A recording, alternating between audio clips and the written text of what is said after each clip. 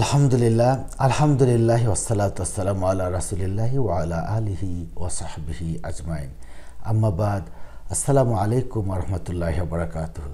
শুধু দর্শক শ্রোতা বন্ধুগণ, দেখতে দেখতে আমরা প্রায় একটি মাস রোজা শেষ করতে যাচ্ছি। আজ 29শে রমাদান। যদি আজ চাঁদ দেখা যায় তাহলে কালকে ঈদ, আর না দেখা গেলে কালকে একটি রোজা করতে হবে।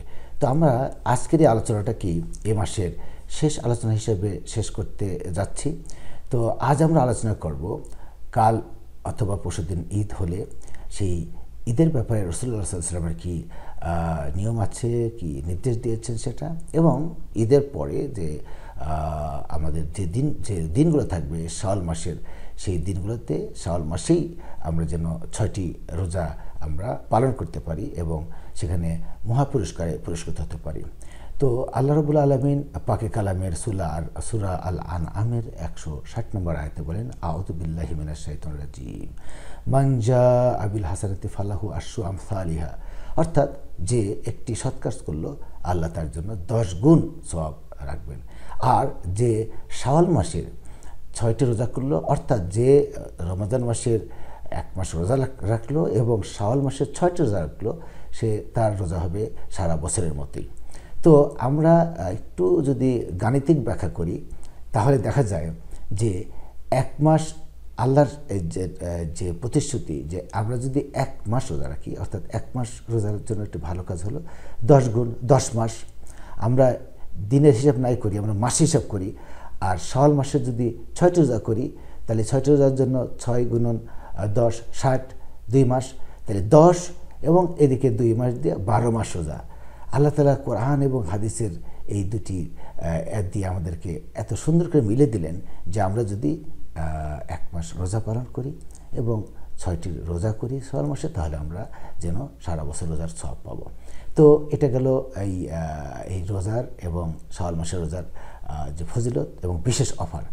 আমরা যদি এই বক্তব্যটাকে যদি আমরা রোজার পর অর্থাৎ ঈদের পরে যদি আমরা এই চ্যানেলে চোখ রাখি, তাহলে শাওয়াল মাসের গুরুত্ব নিয়ে আমার একটি বক্তব্য আছে, সেটা শুনে নেবেন ইনশাআল্লাহ। এবার আসে আমরা ঈদ পালন করার ব্যাপারটা নিয়ে। ঈদ রাসূলুল্লাহ সাল্লাল্লাহু আলাইহি ওয়াসাল্লাম ঈদের দিন খেজুর খেতেন, খেজুর খেয়ে নামাজ যেতেন, 1টি 3টি 5টি বেজোড় সংখ্যা খেতেন, এবং উনি ঈদের মাঠে একদিক দিয়ে যেতেন এক রাস্তাতে এবং অন্য রাস্তাতে আসতেন। আমাদেরকে সাহাবীদেরকে উনি ভালো পরিষ্কার পরিচ্ছন্ন যথাসম্ভব ভালো পোশাক পরিধান করা বলেছেন, তবে সেটা যেন রেশমি না হয় এবং পুরুষরা যেন স্বর্ণালঙ্কার পরিধান না করে। মহিলাদের ব্যাপারে বলা হয়েছে তারা যেন ঈদের মাঠে যায়, ঋতুবতী মহিলারা যদি হয় তারা যেন ঈদের এক কোণায় মাঠে এক কোণায় বসে থাকে এবং ঈদের মাহাত্ম্য ব্যাখ্যা করে। একজন বললেন যে, ইয়া রাসূলুল্লাহ, আমার তো জিলবাব বা বোরকা নাই, তাহলে আমি কি করব? উনি বললেন, তুমি তোমার বোনের জিলবাব বা বোরকা নিয়ে হলো এসো। তো এই ব্যাপারে উনি মহিলাদেরকে উৎসাহিত করেছেন।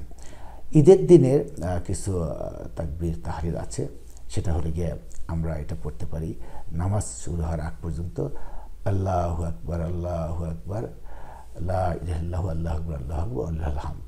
আরও একটি আছে আল্লাহু আকবার কবীরা আলহামদুলিল্লাহি কাসীরা ওয়া সুবহানাল্লাহি ওয়া বুকরাতাও ওয়াসিলা। এটা আমরা পড়তে পারি। আরেকটি গুরুত্বপূর্ণ আলোচনা যেটা করা দরকার, যে ঈদের নামাজ শুরু হওয়ার আগ পর্যন্তই চাঁদ দেখার পর থেকে আমরা যেন জাকাতুল ফিতরা আদায় করি। এটা অত্যন্ত জরুরি। জাকাতুল ফিতরা যেন সেখানকার সেই দেশের অঞ্চলে যেন প্রধান খাদ্য দিয়ে হয়, টাকা দিয়ে যেন না হয়। এই ব্যাপারে আমি বেশি বেশি করে বলেছি, সবসময় বলে থাকি যে আমরা করি কি, জাকাতুল ফিতরা মাদ্রাসায় দিয়ে থাকি টাকা দিয়ে, এটা ঠিক না। এবং জাকাতুল ফিতরা কাদেরকে দিতে হবে, কতটুকু পরিমাণ দিতে হবে, সেটা আপনারা জেনে নেবেন। জানার অনেক পথ আছে, তবে একটি কথা বারবার বলার দরকার, এটা যেন কোনো প্রতিবেশীর হক এবং ফিতরা পরিবারের সমস্ত সদস্যদেরকে দিতে হবে এবং শিশু সন্তান থেকে শুরু করে সবার জন্যই। এটা জেনে নেবেন ইনশাআল্লাহ। এটা অত্যন্ত জরুরি, এটা দেরি করা যাবে না, দেরি করলে গুনাহগার হওয়া লাগবে।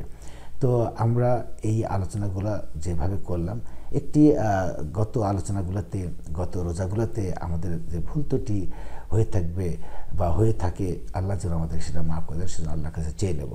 কোরআনের আদবের ব্যাখ্যা করতে গিয়ে একটি জিনিস বাদ পড়ে গিয়েছিল, যে আমরা কোরআন পাঠ করার আগে আউযু বিল্লাহ বলবো, বিসমিল্লাহ বলবো। একটি সূরাতে বিসমিল্লাহ নাই। আমরা যদি ধারাবাহিক পড়তে গিয়ে কোরআনের মাঝখানে শুরু করি, তখন সেখানে শুধু আউযুবিল্লাহ পড়তে হবে। আউযুবিল্লাহি মিনাশ শাইতানির বলার ব্যাপারে আল্লাহ তাআলা কোরআনে নির্দেশ দিয়েছেন। এটা অত্যন্ত জরুরি। তো শুধু দর্শক শ্রোতা, আমরা যেন সামনে বছরে আমরা যেন আবার আমাদের যেন সামনে বছর পর্যন্ত আরেকটা রোজা পর্যন্ত যেন আমাদের আল্লাহ হায়াত দান করেন এবং আমাদের জন্য ঈমানের সাথে রাখে। এই যে রোজাতে নামাজ পড়ার ইবাদত যে ফ্লোটা ছিল, যে প্রবাহটা ছিল, যে গতিটা ছিল, আমরা যেন সেই গতিটা অব্যাহত রাখি। শুধু দর্শক শ্রোতা, আমরা রোজা বের হয়ে রোজা চলে গেলে আমরা আবার আগের মতো ঢিলে ঢালা ইবাদত করি। আমরা আগের মতো কিয়াম সিয়াম এতটা লম্বা করে না পড়লেও আমরা যেন মূল যে ধারাবাহিকতা, যে আল্লাহর নির্দেশিত যেটা ইবাদত, সেটা যেন করি। কোরআন পাঠ থেকে যেন বিচ্যুত না হই, এই আশা করব সবার প্রতি। তো শুধু দর্শক শ্রোতা, আমরা আবার আজকের মতো শেষ করছি। আবার সামনে রোজায় এবং সামনের দিনগুলোতে কিছু গুরুত্বপূর্ণ আলোচনা নিয়ে এই চ্যানেলে আসবো। আপনার চোখ রাখুন। তো সে পর্যন্ত ভালো থাকুন। অগ্রিম ঈদ মোবারক জানিয়ে আজকের মতো আলোচনা শেষ করছি। ও আখির দাওয়ানা আলহামদুলিল্লাহি রাব্বিল আলামিন ওয়া সালাতু ওয়া সালামু আলা রাসূলিল্লাহ।